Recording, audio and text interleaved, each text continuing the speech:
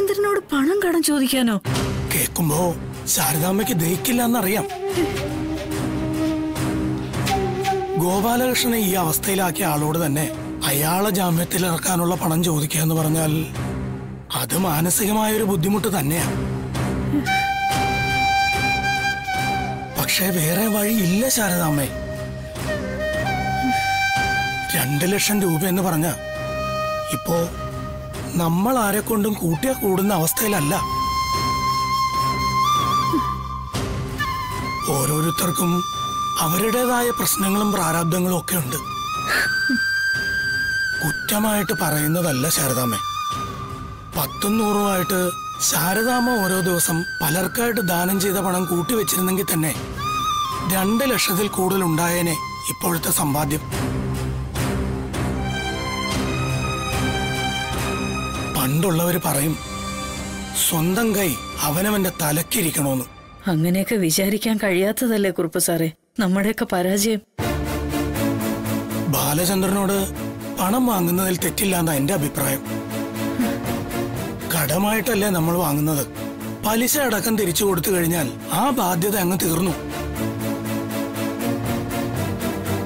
2 ലക്ഷത്തിൽ കൂടുതൽ മൂല്യമുള്ള സ്ഥലത്തിന്റെ ആധാരം കയ്യിൽ വെച്ചു കൊടുത്തിട്ടല്ലേ ശാരദാമ്മേ നമ്മൾ പണം വാങ്ങുന്നത്. ബാലചന്ദ്രൻ എന്ന് വിചാരിക്കണ്ട. ഒരു പണമിടപാട് സ്ഥാപനത്തിൽ നിന്ന് കടമെടുക്കുന്നു എന്ന് കരുതിയാ മതി. അങ്ങനെയെങ്കിൽ അങ്ങനെ. ബാലേന്ദ്രനല്ല ഏത് പിശാചിന്റെ കയ്യിൽ നിന്നാണെങ്കിലും എനിക്ക് ഗോപാലേട്ടനെ പുറത്തിറക്കണം. അസുഖം മുഴുവനായിട്ട് മാറിയിട്ടില്ല അദ്ദേഹത്തിന്. ഈ അവസ്ഥയില് ലോക്കപ്പിൽ കിടത്താൻ വയ്യ കുറുപ്പ് സാറേ. അതെ, 2 പേരോടും കൂടി ഒരു കാര്യം കൂടി പറയാനുണ്ട്.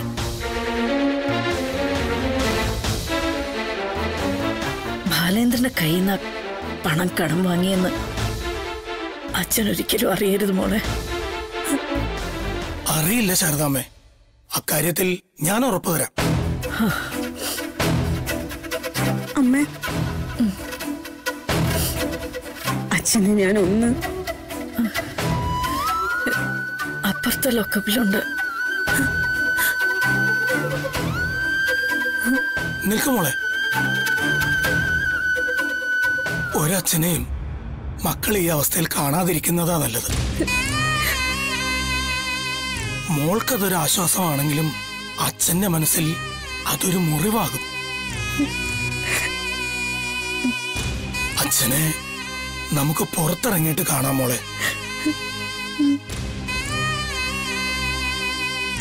എന്നാ ഞങ്ങൾ ഇറങ്ങട്ടെ ശാരദാമ്മേ.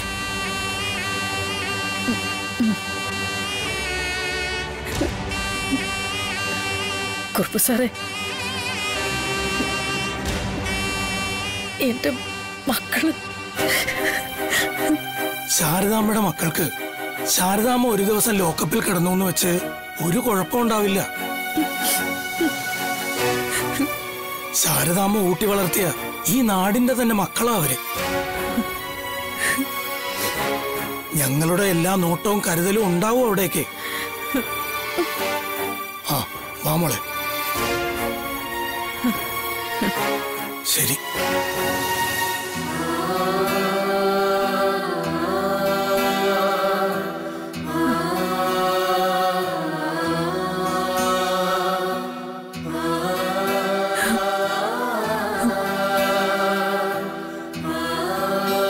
മോളെ, അമ്മ,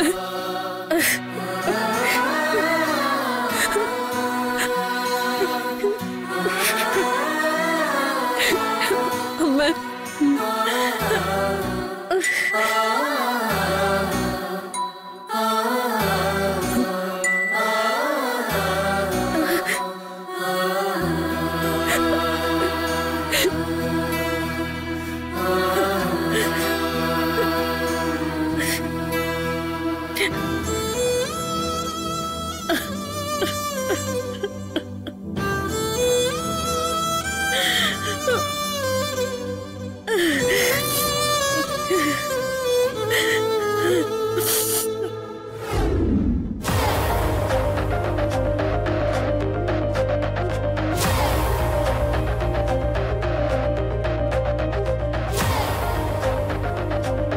ശാലിനി വീടോട്ട് പോണം. കേട്ടില്ലേ നീ പറഞ്ഞത്? ഇറങ്ങി പോവാൻ.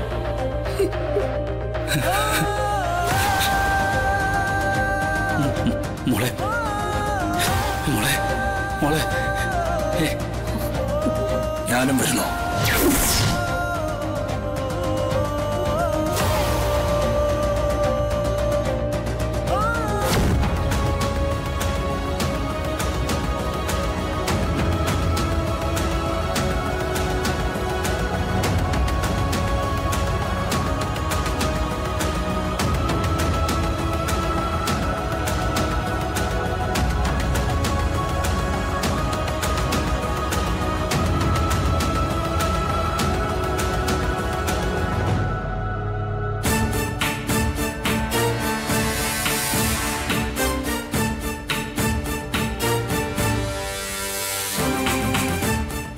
സാർ സാർ എന്താടി ചായ കൊണ്ടുപോടി. അവളൊരു ചായ കൊണ്ടുപോ. ഇന്നലെ മുതൽ ജലപാനമില്ല. ഇങ്ങനെ എത്ര കാലം കഴിയുന്നു ചോദിക്കു പന്നി. എത്ര കാലം പോന്നു അത്ര കാലം മതിയെന്ന് പറവന്നി. ഇപ്പൊ തന്നെ അങ്ങ് സന്തോഷമായി. കൊണ്ടുപോക്കന്റെ മുമ്പിന്ന് പോ.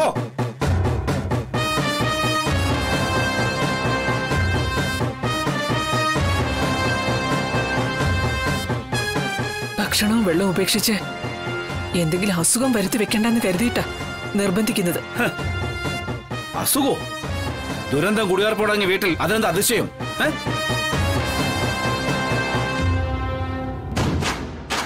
വരട്ടെ വരട്ടെ, എല്ലാം കൂടി അങ്ങോട്ട് വന്നിട്ട് എല്ലാം കൂടെ അങ്ങോട്ട് തീരട്ടെ. മനസ്സിലായി രാഘവേട്ട. പടിയിറങ്ങി പോയിട്ടും അവൾ ഈ കുടുംബത്തിൽ പടർത്തിയ തീയുടെ അവശേഷിപ്പുകൾ എവിടെയൊക്കെയോ അണയാതെ കിടപ്പുണ്ട്. സംശയം എന്താ ആന്റി? ബാധ ഒഴിപ്പിച്ചു വിട്ടാ അതിന്റെ ഓർമ്മയ്ക്കായി വീട്ടിലൊന്നും വെച്ചോണ്ടിരിക്കരുത്. പിന്നെ ആ ബാധ തിരിച്ചു വന്നൂന്ന് വരും. ദാ ചില തിരുശേഷിപ്പുകളാ ഇതില്. ശാലിനി എടുക്കാതെ പോയ കുറെ ഡ്രസ്സുകളും മറ്റും. ദാ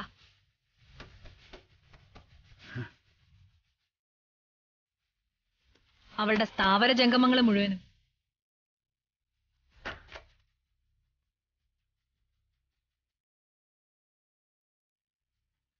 ആന്റി പറഞ്ഞില്ലേ അവള് പടർത്തിയ ഈ തീയുടെ കാര്യം? ഉഷ്ണേന ശാന്തി എന്നല്ലേ? ഈ തീയോടെ അത് മൊത്തം അങ്ങ് കത്തിത്തീരും.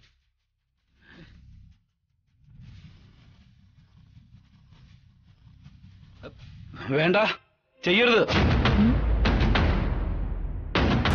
ആന്റിയുടെ അഭിപ്രായം എന്താ? ഞാൻ അതുപോലെ ചെയ്യാം. ശാലിനിയുടെ ഓർമ്മയ്ക്കായിട്ട് ഇനി ഇവിടെ ഒന്നും വേണ്ടെന്നാ എന്റെ അഭിപ്രായം. ഒരു പൊട്ടോ പൊടിയോ പോലും.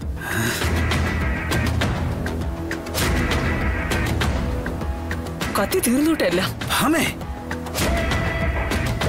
എന്നാ ഇതങ്ങ് കത്തട്ടെ അല്ലേ ആന്റി?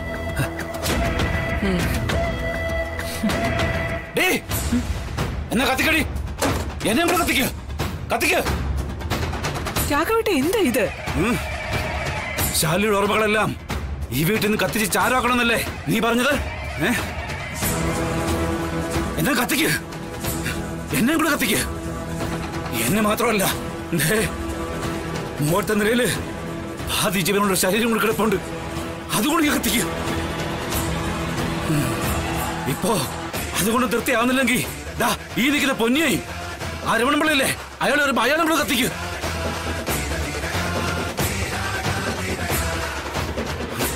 ശാലിനി എന്ന സ്നേഹവും സമാധാനവും സന്തോഷവും ഒക്കെ ഞങ്ങളെയൊക്കെ നെഞ്ചിലകത്തോണ്ട്. കൊമയെ കിടക്കുമ്പോ എന്റെ മോൾക്ക് അല്പമെങ്കിലും മനസ്സമാധാനം കിട്ടുന്നെങ്കിൽ അതവളുടെ കുഞ്ഞ് ശാലിനിയുടെ കയ്യിലാണെന്ന് ഓർത്തിട്ട് മാത്രമാ. അമ്മേ, ശാലിനി നിനക്ക് ഈ വീടിന്റെ പടി കടത്തി വിടാനേ പറ്റുള്ളൂ. ഞങ്ങളുടെയൊക്കെ മനസ്സിനെ അവള് പടിയിറങ്ങണമെങ്കിലേ ഇവള് പറഞ്ഞില്ലേ, അതുപോലെ ഞങ്ങളൊക്കെ കത്തി ഒരുപിടി ചാരമായി മാറണം.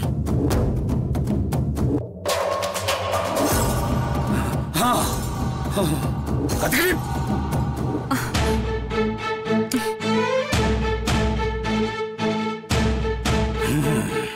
നല്ലൊരു സൂപ്പർ ചാൻസാ ആന്റി കളഞ്ഞു വിളിച്ചത്. ചോദിക്കാൻ പറയൊന്നുമില്ലാതെ കൊള്ളി ഒരു ചങ്ങ് കത്തിച്ചാ മതിയായിരുന്നു. ഇതിനൊപ്പം അയാളും കൂടി കിടന്ന് കത്തുന്നത് ലൈവായി കാണാൻ നല്ല രസമായിരുന്നേനെ. എനിക്കതിനുള്ള വിധിയില്ലാതായി പോയി. എന്തായാലും ഒരു കാര്യം ഉറപ്പാ, ഇങ്ങനെ ശാലിനി സ്തുതി തുടർന്ന ഇയാളുടെ ചാവ് എന്റെ കൈകൊണ്ട് തന്നെയായിരിക്കും. അന്ന് കത്തിക്കാം, പക്ഷേ ലൈവായി കത്തിക്കുന്നതിന്റെ ഹരം കിട്ടില്ലല്ലോ. എന്താ നീ ആരെ കത്തിക്കുന്ന ആലോചിച്ചോണ്ടിരിക്കുന്നേ? ആരെയും കത്തിക്കുന്നില്ല അങ്കിൾ. എന്നാ തിരിച്ചോണ്ടോക്കടി ശാലിനിയുടെ ഡ്രസ് എല്ലാം. നിന്നോടാ പറഞ്ഞത് കൊണ്ടുവയ്ക്കാൻ.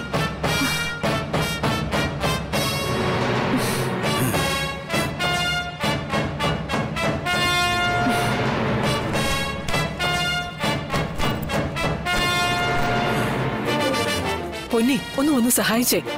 പൊന്നി തൊട്ടുപോകരുത്. പൊന്നിയല്ലോ ഇവളല്ലേ എല്ലാം കൂടി ഇവിടെ കൊണ്ടുവന്ന് കുടഞ്ഞിട്ടത്. ഇവള് തന്നെ ഇതാ മതി, ഇവള് തന്നെ ഇതാ മതി.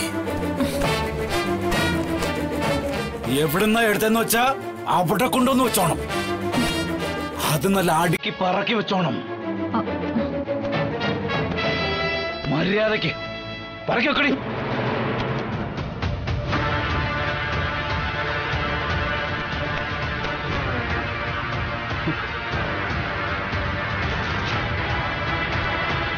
ഉണ്ടാക്കിയോ?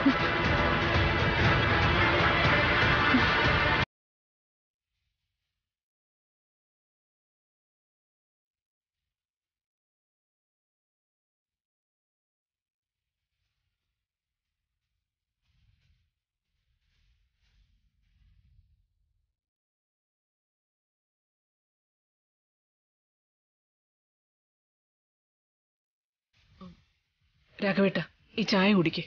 എനിക്ക് വേണ്ട ഭാമേ. ശാലിനി വിഷ്ണുവിനെ മാത്രമല്ല നീ വീടിന്റെ പടി കടത്തി വിട്ടത്.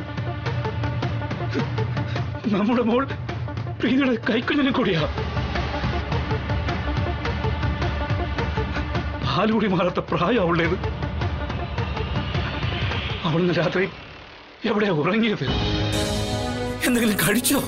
സമാധാനമായിട്ടൊന്ന് ഉറങ്ങിയോന്നറിയാതെ എനിക്ക് ജലപാനമില്ല. ഇവിടെ നമ്മളൊന്നും ഇറങ്ങില്ല.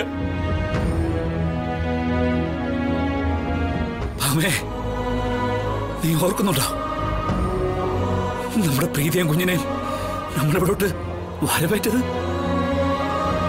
റോസാദളങ്ങൾ കൊണ്ട് പുഷ്പവൃഷ്ടി നടത്തി, പൊന്നിലും പൂവിലും മൂടി.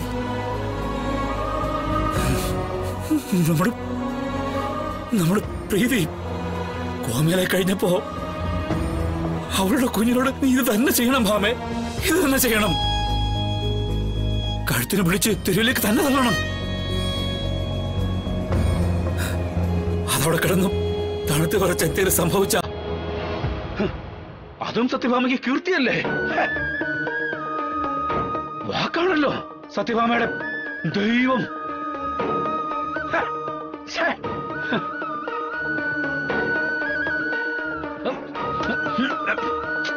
നോക്കിക്കാൻ സഹായിക്കണി. തള്ളു.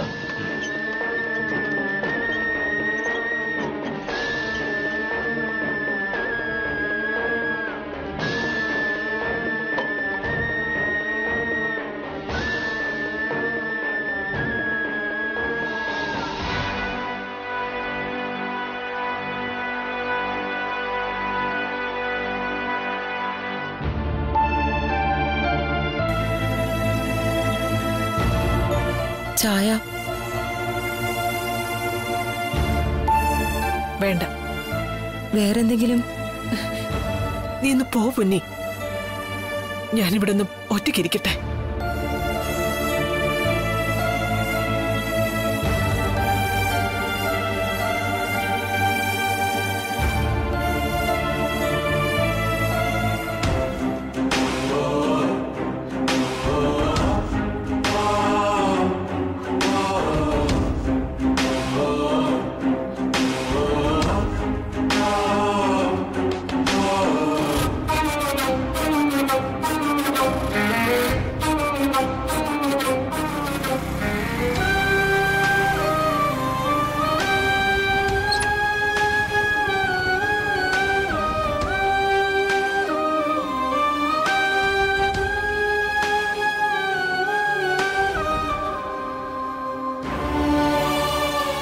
സത്യമേ,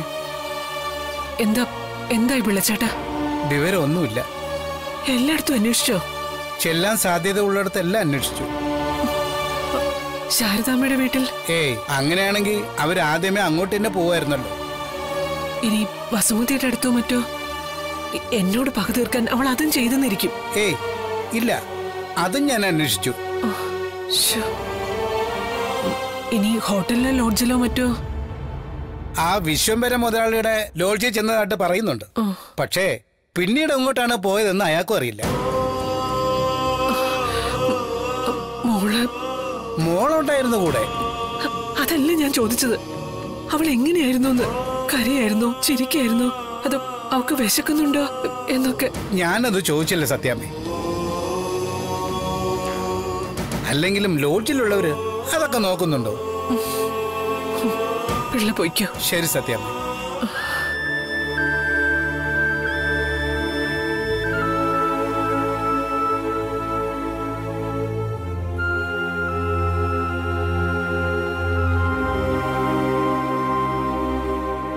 എന്താ ചെയ്യണ്ടേന്നും അറിയില്ല. പിന്നെ ഞാൻ പിന്നെ വിളിക്കാം. കഴിക്കാൻ എന്താ ഉള്ളത്? നല്ല വിശപ്പ്. ഇവിടെ നിന്നൊന്നും വച്ചുണ്ടാക്കിയിട്ടില്ല പിള്ളച്ചേട്ടാ. ഇവിടെ ആരും ഭക്ഷണമൊന്നും കഴിക്കുന്നില്ലല്ലോ.